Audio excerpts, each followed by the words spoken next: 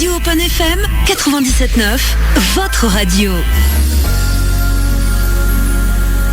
Radio Open FM présente Coachez-vous, votre rendez-vous conseil en développement personnel. Laurence Moreau, coach afro-mental, vous accueille pour 1 heure de conseil et apprendra à oser pour que tout devienne possible. Bonsoir mesdemoiselles, bonsoir mesdames, bonsoir messieurs, bonsoir. Alors je sais plus à qui j'ai dit bonjour en dernier. Je pense que c'est bonsoir Marine. Bonsoir. Puisque tu n'étais pas là la semaine passée. Non, j'étais pas là. Tu nous avais lâchement abandonnés, hein. Voilà, toute seule. On était repartis et puis nous on était là tous les deux, tout seuls.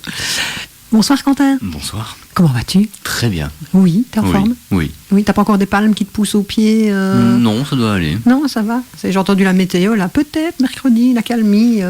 Mais bon, allez, c'est pas grave. Disons que ça rend flou les réserves de nappe phréatique. Donc on aura de l'eau en été, avec un peu de chance. Et puis, en fait, on n'est pas à 1 aujourd'hui, on n'est pas à 2, on n'est pas à 3. Nous sommes 4. Et Quentin, je suis désolée, mais t'es juste un peu en minorité, quoi. Un peu, oui. Juste un peu. Et donc, aujourd'hui, nous avons donc une invitée dans notre émission dont nous allons parler d'elle en tant que personne, nous allons parler de ses pratiques, nous allons parler de son parcours de vie, puisque le thème aujourd'hui de l'émission, c'est donc oser pour aller de l'avant. Et j'accueille dans notre émission Lucille Gallon. Bonsoir Lucille. Bonsoir. Alors, on va pas faire semblant de pas se connaître, hein. Je vais pas commencer à bonsoir Lucille, comment allez-vous? Enchantée de vous accueillir. Et non, on se connaît, on travaille ensemble. Et j'ai donc voulu que tu sois présente aujourd'hui parce que de fait, tu as aussi un parcours de vie un petit peu particulier, avec des virages à 180 degrés, voire presque du 360, et que tu as une pratique axée dans le bien-être et dont on parle beaucoup, bizarrement, pour l'instant, avec du plus, du moins, et qu'on va un petit peu essayer de dépatouiller tout ça, de démystifier tout ça et d'expliquer un petit peu ce que tu fais. Mais là, pour l'instant, on le garde secret. Es-tu d'accord? Pas de souci. Je suis. Alors, avant de démarrer, donc comme je l'ai dit, le thème de l'émission, c'est oser aller de l'avant. Et avant de lancer la première chanson, je vais d'abord vous lire une petite phrase philosophique. Je change. D'habitude, je la fais à la fin. Pour une fois, j'ai décidé de la faire au début. Comme ça, les gens ont 1 heure pour réfléchir, pour essayer de comprendre si ce que j'ai dit, c'était clair. Alors, attention. Dans la vie, il y a 2 tragédies. L'une est de ne pas réaliser ses rêves. L'autre est de les réaliser. Entre les 2 tragédies, toute une variété de possibilités, de destins, de petits malheurs et de grands amours. Et toute une vie qui résulte de choix. Tout est possible jusqu'à ce qu'un choix soit fait. Évidemment, il faut que je bute sur un des derniers mots. Donc, jusqu'à ce qu'un choix soit fait. Oh, c'est pas facile à dire. C'est pas facile à dire, hein. Non. Donc voilà, ça veut dire quoi? Ça veut dire que toute notre vie est faite de choix, on en a déjà parlé dans certaines émissions, et que dans la vie, vous avez en effet le choix, soit de réaliser vos rêves, soit de ne pas les réaliser, et au final, de là dépendent beaucoup de choses. Et donc, je vais vous poser une question à tous, qui va évidemment introduire la chanson qui suit, sachant que dans les musiques, Lucille, tu en as quand même choisi 3, dont celle-ci. Et je te poserai la question à toi en dernier lieu, puisque c'est toi qui introduiras la musique comme ça. Quentin, si tu devais mourir demain, qu'est-ce que tu fais? Comme d'habitude. C'est-à-dire? Je vis ma vie, c'est tout. Ouais, et en acte, si tu devais vraiment te dire, demain la Terre s'arrête, qu'est-ce que j'ai envie de faire là tout de suite maintenant? Honnêtement, c'est une très bonne question. Ah oui, attends, je sais bien que j'ai des bonnes questions, tu rigoles ou pas? Moi, je sais pas, déjà je joue au loto pour espérer.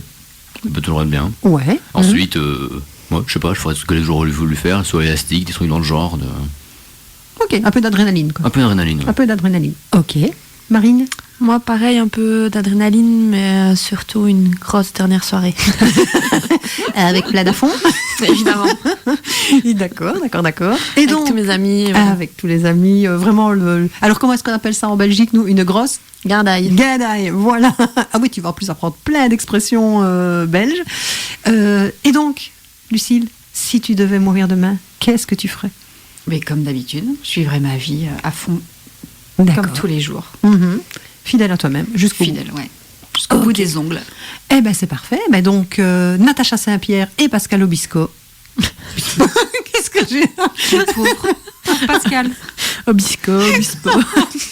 Bonjour, comment? Je vais l'appeler Pascal. Oui, c'est ça, quoi. Bon, pardon Pascal. Natacha Saint-Pierre et Pascal Arpissou. Radio Open FM 97.9, votre radio.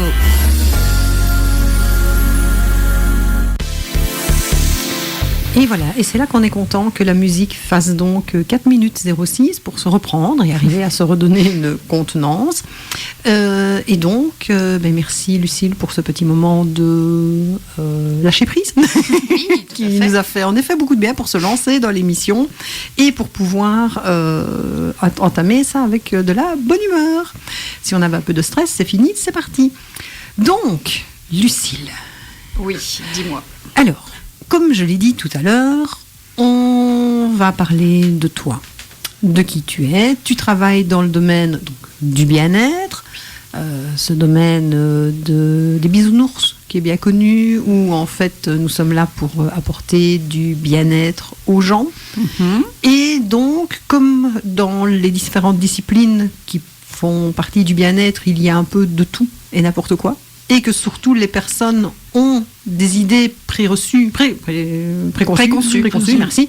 Je pense que je vais te donner la parole jusqu'à la fin de l'émission, ça va être facile. Je pense que c'est plus simple. Donc préconçues sur certaines pratiques. Je voulais en fait te faire venir pour ça, pour justement démystifier ce que tu fais et que tu nous expliques un peu plus tes pratiques. Mais avant d'en arriver là, je voudrais juste que tu nous parles de toi. Donc Lucille, D'accord. Qui es-tu ? Telle est la question. Oui. Qui suis-je ? Alors, je suis un humain avec 2 bras, 2 jambes, 2 yeux. Je respire normalement. En fait, j'ai la quarantaine. J'ai vécu en Haute-Vienne pendant de nombreuses années. Et après, à 18 ans, j'ai décidé de partir en Vendée, faire des études agricoles pour reprendre la ferme de mes parents. D'accord. Arrivée là-bas, voilà, j'ai fait mon BTS agricole et en fait j'y suis restée et j'ai été comptable en cabinet comptable pendant une 15aine d'années. D'accord, donc du milieu agricole, tu passes déjà à la comptabilité. Voilà, Rien j'étais à voir. comptable chez les agriculteurs et en fait mes premiers clients, Régis Assonia, je leur fais un gros bisou, et ben ils m'ont fait connaître des personnes, dont un magnétiseur qui a commencé à me former. D'accord. Et donc de là, tout s'est enchaîné. J'ai commencé à faire donc des formations avec ce magnétiseur et avec d'autres personnes, tout en étant comptable en cabinet comptable. Donc je suis quelqu'un de très terre à terre, très cartésienne, les déclarations de revenus, les bilans, les comptes de résultats, bref, j'arrête, sinon tout le monde va avoir des boutons. C'est ça. Ce qui me permet par contre de rebondir très rapidement sur le côté également que dans le domaine du bien-être, il y a aussi une rigueur à avoir. Et alors aujourd'hui, je vais vraiment militer pour ce domaine parce que j'ai encore assisté il n'y a pas longtemps à des réunions, à des discussions avec des praticiens, des personnes qui se lancent et qui au final ne sont pas au courant qu'il faut une RC professionnelle par exemple, ou qu'il faut penser à avoir quand même des déclarations fiscales et autres. Donc oui, le domaine du bien-être, on est bien d'accord, on est là pour aider les gens, c'est clair, mais ça reste quand même un métier à part entière. On se lève pas le matin en se disant « Oh bah tiens, je me suis levée aujourd'hui matin et j'ai décidé que j'étais thérapeute ou quoi que ce soit ». Non, il y a des formations, il y a tout ce qui est derrière, et il y a une administration à avoir, et il y a une rigueur à avoir. Et ça, je vais vraiment marteler aujourd'hui dans ce point-là. C'est super important. Tu as tout à fait raison. Ah oui, parce que dès qu'on s'installe dans le milieu du bien-être, on est une entreprise, donc il faut gérer son entreprise comme tout chef d'entreprise avec les déclarations fiscales et sociales. Et après, c'est une histoire de longévité. Et moi, c'est vrai que d'être resté une quinzaine d'années comptable en cabinet comptable, aussi bien avec les agriculteurs qu'avec les gros industriels en fin de carrière, c'est vrai que ça m'a permis d'avoir une rigueur comptable et financière qui m'aide tous les jours. Surtout quand on déclare ses revenus mensuellement à l'URSSAF. C'est ça, parce que c'est vrai que fatalement, qui dit qu'on travaille dit que fatalement on espère à un moment donné avoir des revenus, c'est bien aussi, que c'est pas en restant chez soi en attendant le client que ça va arriver. Il y a quand même un minimum de démarches à faire aussi, il y a quand même un minimum de choses à mettre en place et à se bouger un petit peu pour que les personnes puissent arriver à développer leur activité. Comme tu l'as dit, c'est une entreprise, même si on est en micro-entreprise, on est quand même une petite entreprise, mais c'est une entreprise quand même. Et ce qui m'intéresse en fait, c'est comment à un moment donné, en étant en cabinet comptable, donc avec un boulot bien clair, bien net, avec un avenir limite tout tracé, parce que comme tu m'avais dit, totalement. en plus, tu étais censé reprendre le cabinet comptable. Eh bien, comment, du jour au lendemain, tu es revenu en Haute-Vienne et pourquoi ? Qu'est-ce qui a fait que tu as décidé de changer ? En fait, il y a eu un déclic en 2013 avec mes garçons qui, à un moment donné, ont demandé à leur maman d'être beaucoup plus présente. Et j'avais un patron qui voulait que je passe mon diplôme d'expert comptable pour reprendre sa place, ses parts dans la société. Le Donc, dilemme. donc soit c'était la vie professionnelle ou la vie personnelle. Et donc en fait, du jour au lendemain, mais vraiment du jour au lendemain, j'ai annoncé à mon mari et mes enfants que s'ils souhaitaient, on repartait habiter en Haute-Vienne et qu'on reprenne un restaurant pour avoir une vie familiale. Et donc là, c'était tout le monde était d'accord. Donc ça, c'était le 20 août 2013. Et le 17 octobre, nous étions à Dornazac, dans le sud de-Vienne, à reprendre notre premier restaurant. D'accord. Tout simplement. Et en fait, c'est que mon mari est dans les métiers de la bouche. Donc c'est pour ça qu'on a repris un restaurant. Et comme moi, j'étais dans la compta, les finances... après, le métier de serveuse, c'est un sacré métier. Oui, ça j'imagine bien qu'en termes aussi je- de travail sur soi, ça doit être pas mal dans le genre. Quoi. Oui, je pensais pas que c'était aussi physique que ça. Mhm. Donc, mais comme quoi, quand on veut, on peut. Et j'avais mis tous les moyens en œuvre pour que ça fonctionne. D'accord. Tout simplement. Et donc, restaurant 1. Restaurant 1. Au bout d'un an, on a repris un autre restaurant vers au-dessus de Limoges, de Nord Limoges. Et donc ça tournait bien. Mon mari a eu des problèmes de santé à un moment donné qui nous ont obligés à vendre le restaurant en urgence. Et donc de là, on a trouvé une maison à Roussac. Et la question, c'était, moi, je retourne comptable en cabinet comptable, en Haute-Vienne. Hein. Donc, Super. Super. Ouh. Et mon mari m'a dit, non, installe-toi dans ce que tu sais faire depuis 20 ans. Même si lui, il n'y croit pas du tout, mais il croit en moi. Et donc, j'ai essayé. Et ça fait depuis plus de 2 ans que je suis installée à Roussac, à mon domicile, où mon mari m'a monté une pièce à part, où je reçois mes patients. Et on met tout en place comme une entreprise pour que ça fonctionne. Et comme tu disais si bien, on va au-devant des patients, on se fait connaître, les gens connaissent notre tête. Et voilà. Mais pendant 20 ans, moi, c'est que je me suis formée les week-ends, j'ai fait des stages, des ateliers, j'ai été à des Tu as travaillé conférences. sur toi aussi. Ah, mais totalement. Eh oui, parce que ça fait partie aussi du travail de praticien. C'est bien beau de faire des formations, mais si par contre on ne travaille pas sur soi et qu'on ne va pas guérir ses propres blessures et ses propres problèmes, finalement c'est un peu plus compliqué. Et donc, retour en Haute-Vienne alors. C'est ça. Et retour aux sources d'une certaine manière. Totalement. Ok. Donc. On va parler après de tes pratiques. Et alors, évidemment, pour ceux qui suivent l'émission, vous savez que je suis une grande fan du grand copain de Pascal Obispo. Cette fois-ci, j'ai réussi à le dire. Et je trouvais que cette chanson, en fait, j'attendais déjà depuis un moment pour pouvoir la placer dans l'émission. Et c'est une chanson, moi, qui me parle énormément de par mon arrivée ici, en Haute-Vienne. Alors qu'en fait, je n'étais pas originaire d'ici à la base. Mais de ce sentiment que j'ai en étant arrivée dans cette région, d'y retrouver mes racines aussi. En fait, dans la chanson, à un moment donné, donc Florent Pagny, pour pas le citer, dit j'ai l'impression, je connais cette terre, j'y ai déjà vécu. Et c'est exactement ce que je ressens en étant ici. Et c'est un peu ce que toi, tu as ressenti en revenant t'installer en Haute-Vienne, en fait. Ah oui. Comme on dit, on connaît tous les chemins de notre pays. C'est ça, et tous les chemins te ramènent chez toi. Donc, c'est parti pour Florent Pagny, Terre. Radio Open FM 97.9, votre radio.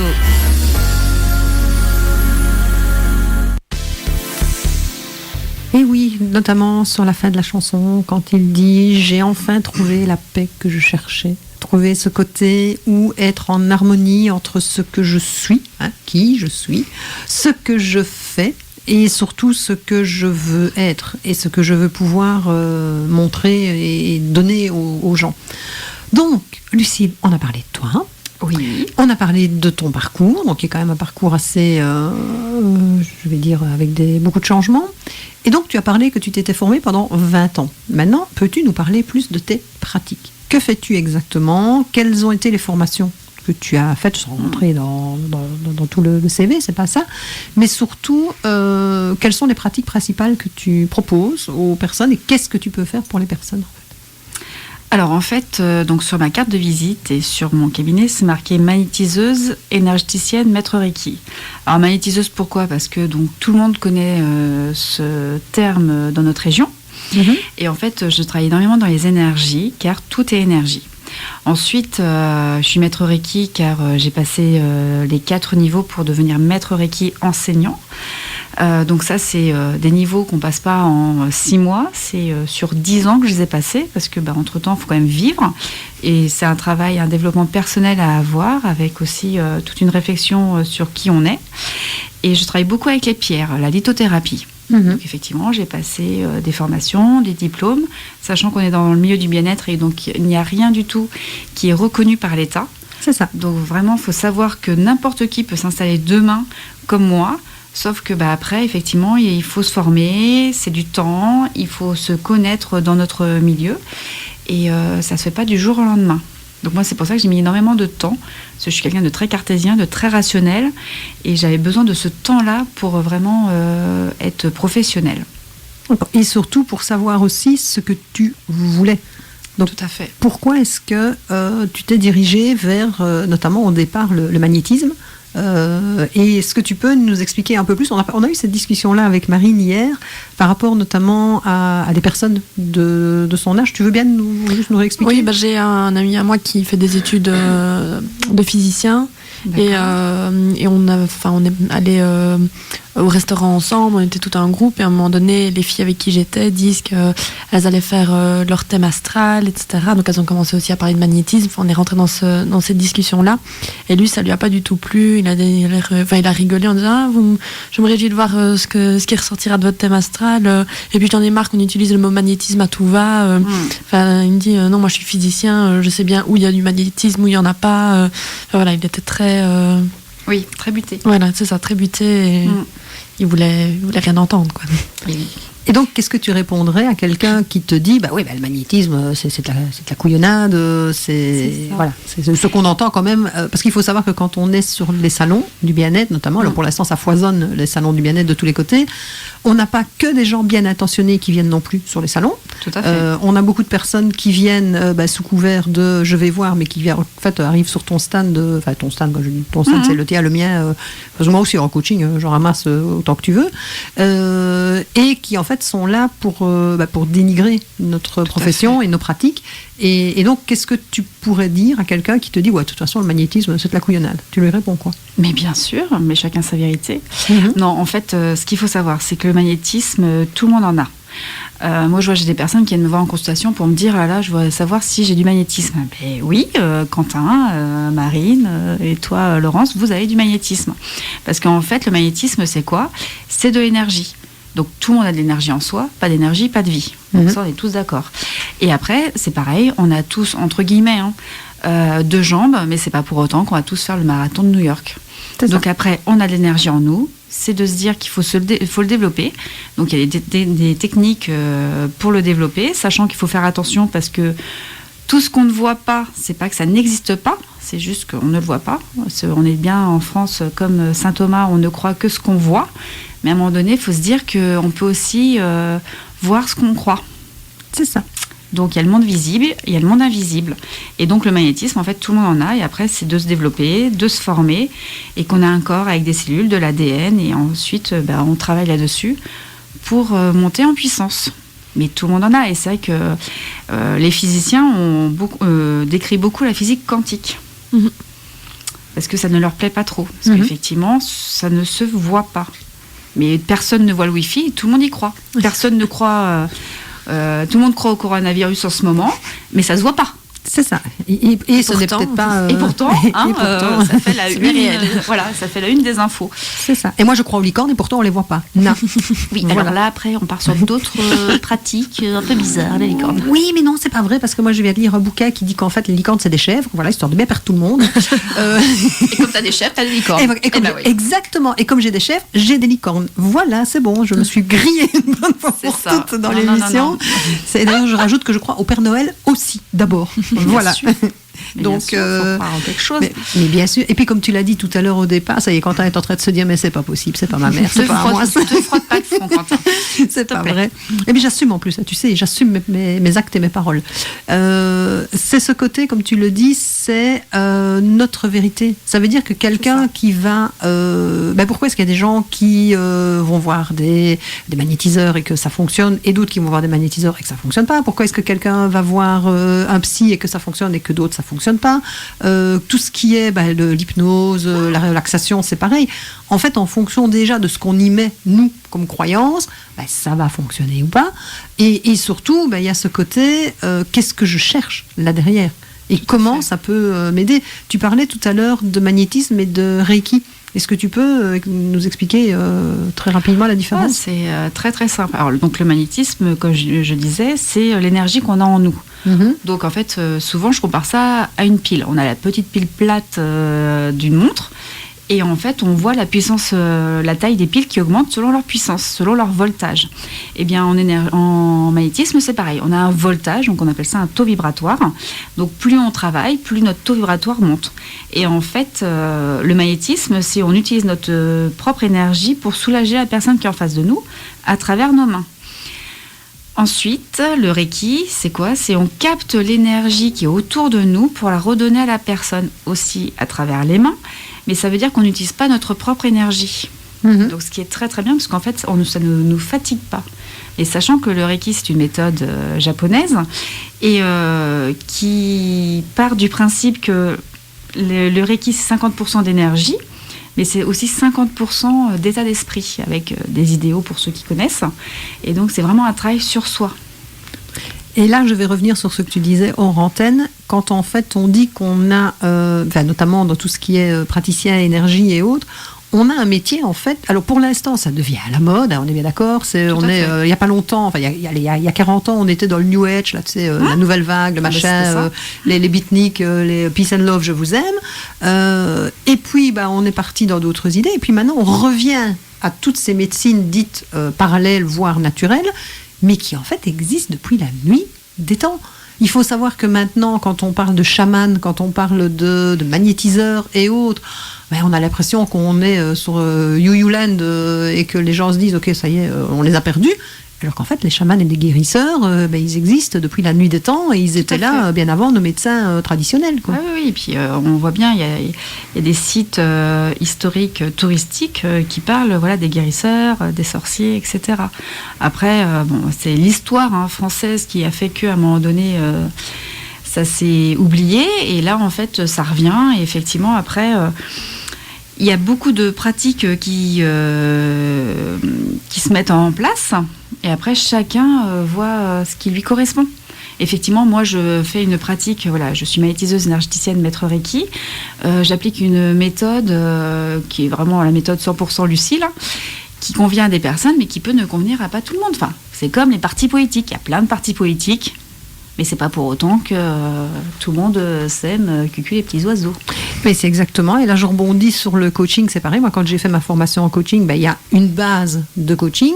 Et puis après, il y a tout ce que tu peux rajouter comme outil, comme expérience de vie. Je prends Marine avec la diététique. C'est pareil. Il y a des bases pour faire des repas.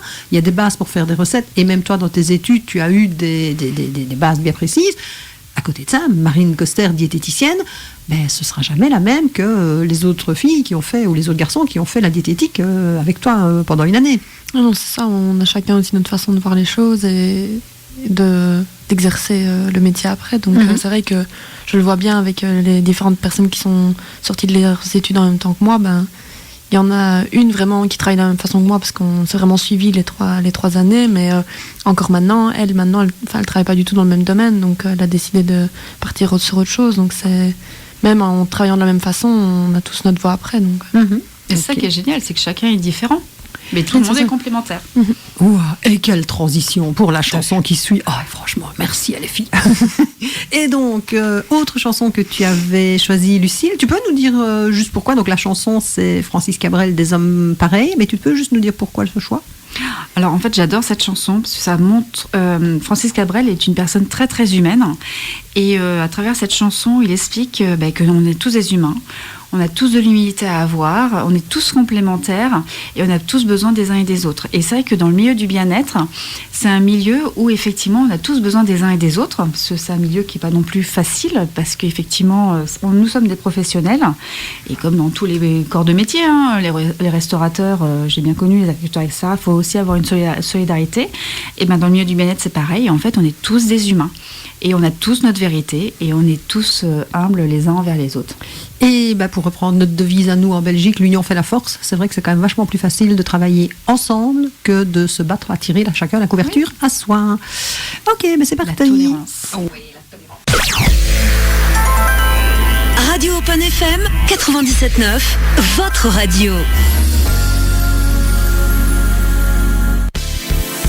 Bon, comme vous avez pu remarquer juste avant de passer la chanson, Quentin est au taquet. Donc quand je lui ai dit et donc c'est parti, pouf, j'ai même pas eu le temps de terminer ma phrase. T'as dit c'est parti, du coup j'ai lancé la musique. Il m'a lancé directement la musique, donc c'est très bien, c'est bien la preuve que tu étais bien au taquet. Alors, avant de parler d'une des dernières pratiques, comme on était sur l'énergie, alors je vais faire une transition, mais alors là, je m'épate, franchement, celle-là, elle est vraiment très facile. Marine, tu peux nous parler de ta recette de cette semaine? Attention, accrochez-vous parce que c'est du haut niveau. Hein. Oui, je vais aller chercher loin. Oui. Donc, vu qu'on parlait d'énergie, je vais vous proposer une recette donc, de barre énergétique que vous pouvez prendre soit comme collation, soit avant de faire du sport. Et c'est une recette diététique, je vous rassure. Donc, pour faire les barres, alors, il faut 150 g d'amandes, 75 g de noix de cajou, 150 g de dattes, 2 cuillères à soupe d'eau, 1 cuillère à soupe de purée d'amande, un peu d'extrait de vanille et un peu de cannelle. Donc comment est-ce qu'on fait tout ça? Donc dans un mixeur, on mixe les amandes et les noix de cajou jusqu'à obtenir de la poudre. Donc si vous voulez pas vous compliquer la tâche, vous pouvez directement acheter de la poudre d'amande aussi, voilà. Tant qu'à faire. On prend cette option. Voilà. Et puis vous ajoutez les dattes, évidemment dénoyautées, on va pas mettre de noyau avec, on va éviter. On ajoute l'eau, la purée d'amande, la vanille, la cannelle, on mixe encore le tout jusqu'à obtenir une pâte compacte. Et puis, vous pouvez le faire de deux façons. Soit vous formez des boules et vous les roulez et vous les mettez autour de la noix de coco, par exemple. Ou alors, vous les étalez pour vraiment faire des barres. Vous les mettez sur du papier cuisson et vous les mettez au four pendant 15 minutes. D'accord. Eh bien alors, moi je fais une demande express. Est-ce que tu veux bien me faire une fois des barres énergétiques? C'est vrai que c'est bien connu que j'en ai besoin, hein. Je ne déporte pas assez d'énergie. Et donc, juste pour qu'on voit si ça change quelque chose ou pas. Voilà. Et c'est vrai que, alors moi j'ai été à un moment donné très accro aux barres énergétiques parce que très sportive. Alors non, ça va, d'accord, ok, je fais plus beaucoup de sport, mais il y a des moments où c'est vrai qu'avec les journées qu'on peut avoir dans notre métier, on a aussi un petit coup de barre, c'est le cas de le dire. Et donc plutôt que de prendre un... Non, rien. Voilà. Non. Alors nous n'allons pas dire la marque à la radio parce qu'on peut pas. Mais c'est une planète. Voilà, c'est une planète, c'est un machin dans un emballage noir avec du caramel. C'est bizarre, j'en ai toujours super bon. Ouais, j'en ai toujours dans mon sac. Tu vois, ça va, la pièce. Non, c'est pas un Neptune. Mais je n'en mange pas, donc j'ai mis du temps à le c'est vrai que toi tu ne manges pas. Donc voilà, donc c'est vrai que ce genre de petits trucs, j'en ai très souvent dans mon sac. D'ailleurs, sur chaque salon, quand Lucille a un petit coup de barre, c'est toujours chez moi qu'elle atterrit parce qu'elle sait que j'en ai. De toute façon, toi c'est pas mieux. Hein, t'as le sachet jaune avec les petites boules de toutes les couleurs. Oui. Voilà. Et des petits bonhommes. Et voilà, donc nous, à nous deux, il n'y a pas de souci, on peut tenir un siège pendant les salons. Mais donc oui, je suis assez curieuse de tester les barres comme ça. Donc tu nous en fais, on fait des petites photos et puis je vous dirai. Il n'y a rien de mauvais. Si la semaine prochaine je parle comme ça, c'est qu'on saura que je les ai mangés et puis qu'on verra si ça marche bien. Hein. Voilà. Donc merci madame. Comme ça, avec plaisir. Voilà, tu vois, en plus c'est cool, hein, tu vois. Donc alors, dernière petite pratique, enfin petite. Ouais, je dis ça c'est un mot typiquement liégeois, quoi.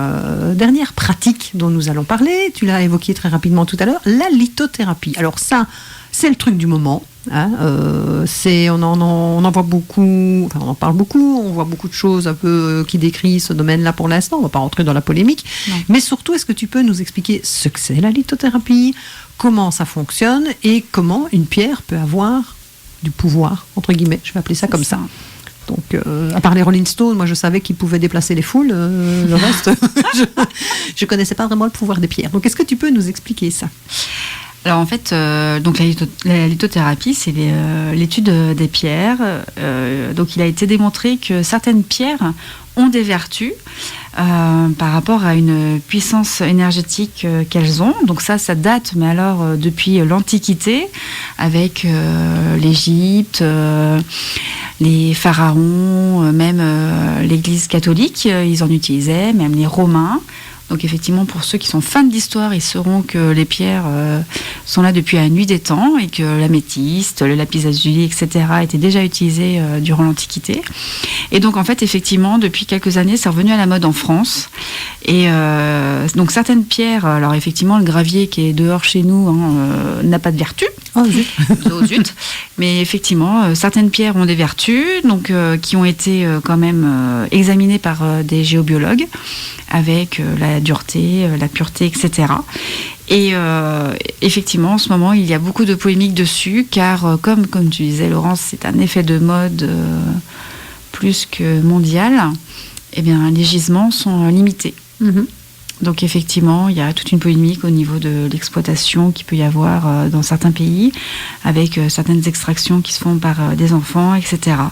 Donc après, c'est à nous, lithothérapeutes, de faire attention où c'est qu'on se fournit pour ne pas engendrer ce commerce un esclavage parallèle. Et puis Totalement. surtout le côté, tu l'as dit, effet de mode. Parce que c'est vrai qu'il y a 3 ans, limite, tu te baladais avec un bracelet en pierre autour du bras, on te regardait en disant mais c'est quoi cette espèce de dingue. Et limite, maintenant, tu te promènes sans, on va te dire et alors ton bracelet, il est où? Et oui. Ça devient presque une marque de fabrique, quoi.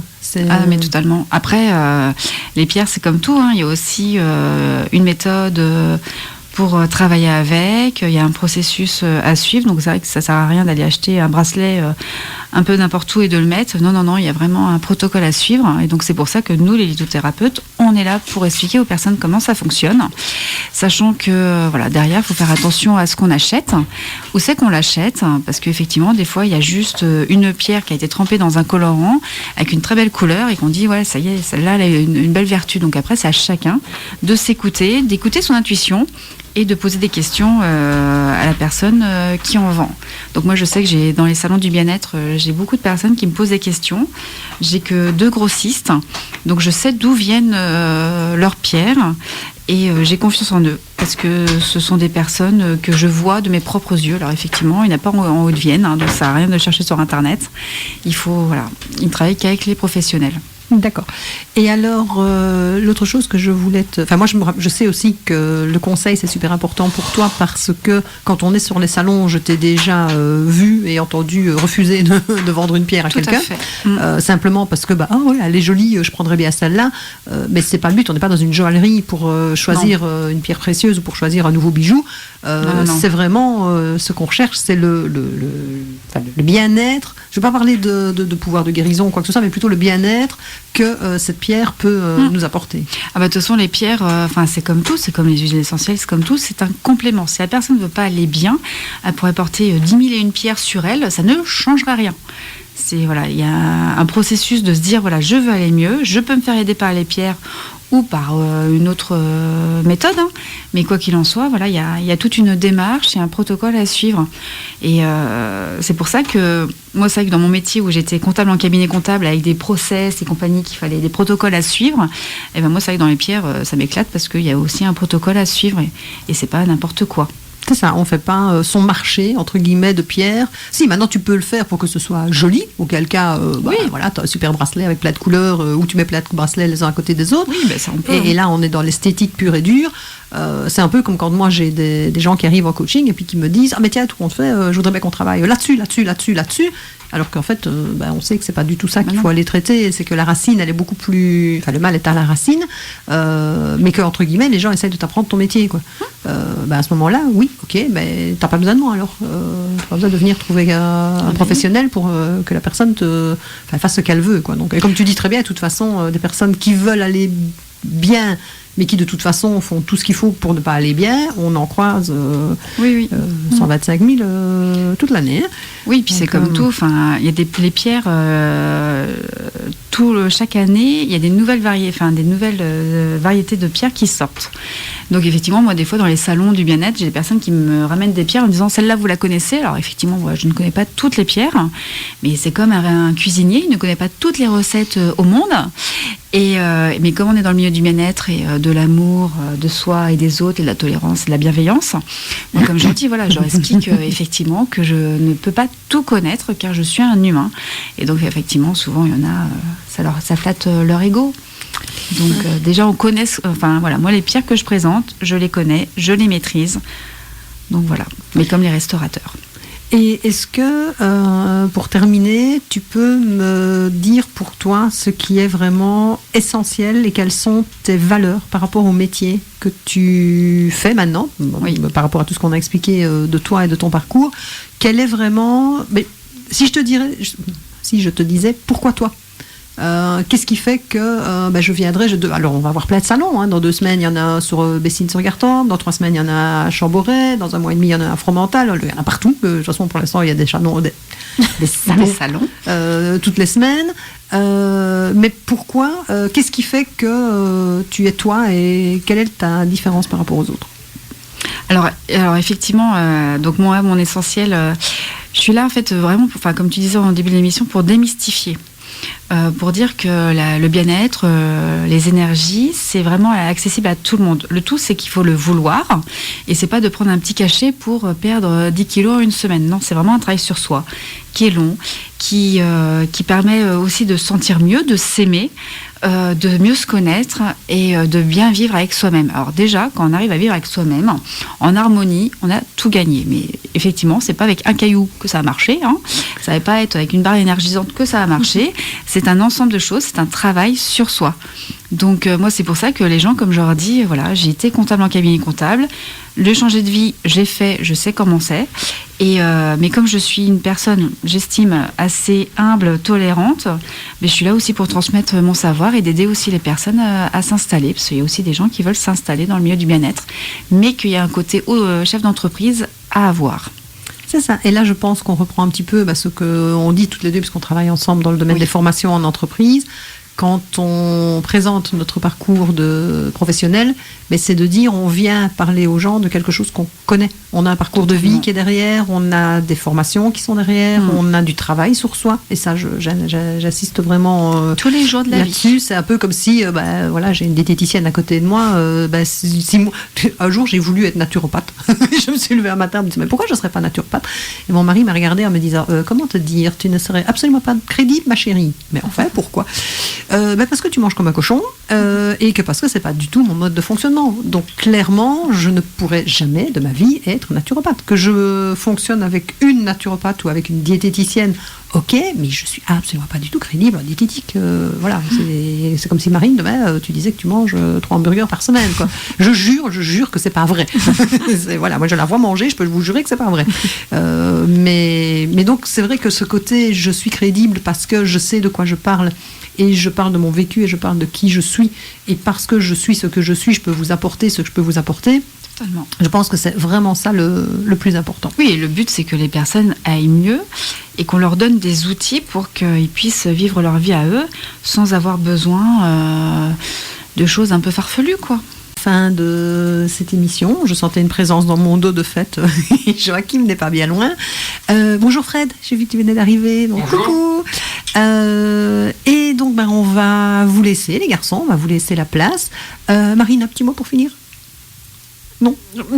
Pardon, attends, je reviens. Quand tu as un petit mot pour finir? Non plus. Bah alors, si c'est pas prévu comme ça, c'est pas facile. Mais justement, parfois aussi, Laurence, un petit mot? Je ne sais pas. Mais toi, c'est pas un petit mot, toi, c'est plein de mots. Oui, moi, c'est plein de mots. Donc, tu vois, j'essaye de faire court et au final, on se retrouve à faire encore plus long. C'est le bazar. Bon, Lucille, un petit mot pour finir? Ah oui, alors oui. Merci à vous de m'avoir fait confiance, de m'avoir invité à cette émission. Mais avec J'espère plaisir. que c'est très bien, parfait. Tout le monde a retenu la leçon, c'est parfait.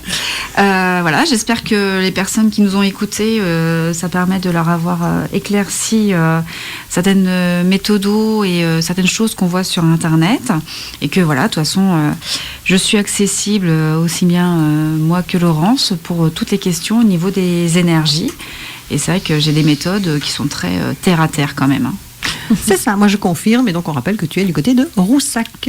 Totalement. Voilà, eh bien, mesdames, mesdemoiselles, messieurs, nous allons vous quitter sur Emmanuel Moire, donc qui est Je fais de toi mon essentiel, qui était un choix de Lucille aussi. J'adore. Voilà, je vous remercie. Bon, Quentin, Marine, au revoir. Au revoir. Au revoir. Et à la semaine prochaine. Alors la semaine prochaine, le thème, je vous l'annonce déjà maintenant, ce sera Je suis moi et c'est tout. Voilà, ça on lance le décor tout de suite. Voilà, à la semaine prochaine. Au revoir. Au revoir. Au revoir.